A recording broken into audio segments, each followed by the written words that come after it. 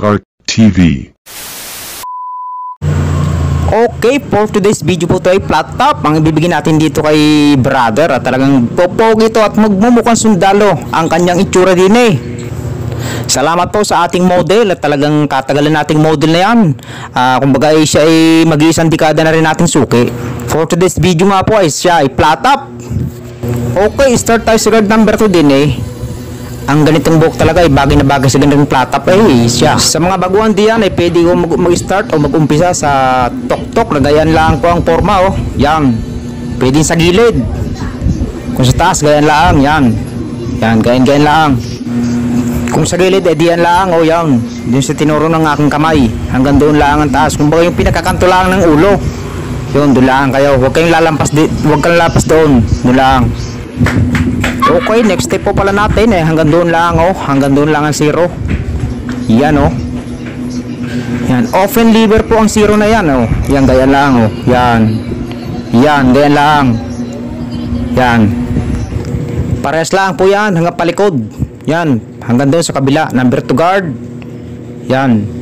Parehas lang po yan. Sundan nyo lang po rin ay talagang sa iba po ay kadali daw ng flat top ay siya ay kahirap ng flat top na rin ay 1 taon, 2 taon mo rin bago ma-perfect.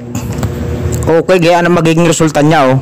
Yan, yung mga madilim na dark spot ay yan, binilahan po natin ng ng 0.5. Yun oh. Yan oh, para kalaang nagmimikos-mikos din eh pag ganirang gupit, nako. Kung sa mga barbero na talagang matatagal na, ang mga flat top ay easy-easy na lang pero talaga nahihirapan pa rin. Yan oh, yung mga lubog. Yan oh.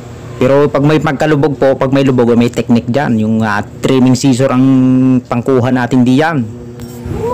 Yun, ito na maging resulta. Para ka nag-asintada yo.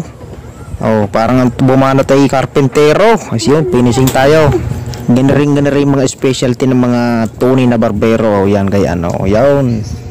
Yun, finishing ng gunting. Yan, pag natapos yan ako, swabe tingnan yan.